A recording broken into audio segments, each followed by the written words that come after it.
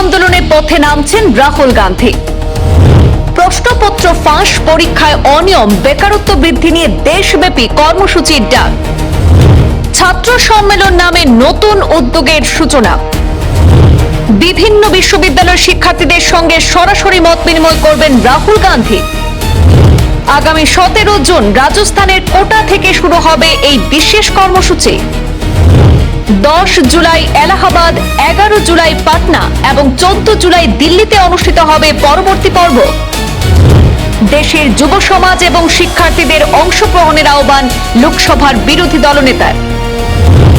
ডাক্তারি প্রবেশিকা পরীক্ষা নিটে প্রশ্নপত্র ফাঁসের অভিযোগ, বিভিন্ন প্রতিযোগিতামূলক পরীক্ষায় অনিয়ম এবং দেশে ক্রমবর্ধমান বেকারত্বের ইস্যুকে সামনে রেখে এবার দেশব্যাপী আন্দোলনের পথে নামছে কংগ্রেস।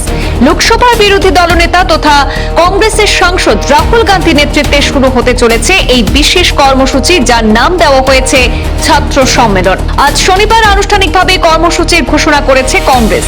দলের পক্ষ থেকে অভিযোগ করা হয়েছে, দেশের যুব সমাজের সঙ্গে পরিকল্পিতভাবে বিশ্বাসঘাতকতা করেছে নরেন্দ্র মোদী সরকার। প্রশ্নপত্র ফাঁস, পরীক্ষায় অনিয়ম, নিয়োগ প্রক্রিয়ায় জটিলতা এবং বেকারত্বের মতো বিষয়গুলিকে কেন্দ্র করে রাস্তায় নামতে চলেছেন রাহুল গান্ধী। জানা গেছে, আগামী 17 জুন রাজস্থানের কোটা শহর থেকে এই দেশব্যাপী কর্মসূচির সূচনা হবে।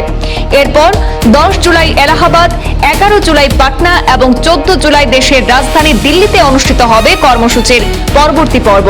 দেশের বিভিন্ন বিশ্ববিদ্যালয়, শিক্ষা প্রতিষ্ঠান এবং যুব সমাজের প্রতিনিধিদের নিয়ে অনুষ্ঠিত হবে এই ছাত্র সম্মেলন। কংগ্রেস সূত্রে জানা গেছে, কর্মসূচিতে কয়েকটি গুরুত্বপূর্ণ দাবি সামনে আনা হবে। এর মধ্যে রয়েছে নিট পরীক্ষার বিকেন্দ্রীকরণ, পরীক্ষার ফি সংক্রান্ত নীতির পুনর্বিবেচনা, প্রশ্নপত্র ফাঁসের ঘটনায় কঠোর শাস্তির ব্যবস্থা এবং কেন্দ্রীয় শিক্ষামন্ত্রী ধর্মেন্দ্র প্রধানের পদত্যাগের দাবি।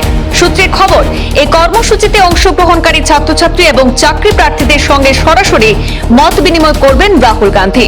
তাদের অভিজ্ঞতা এবং সমস্যার কথা সরাসরি শোনার পাশাপাশি শিক্ষা এবং কর্মসংস্থান সংক্রান্ত বিভিন্ন বিষয় নিয়েও আলোচনা করবেন তিনি।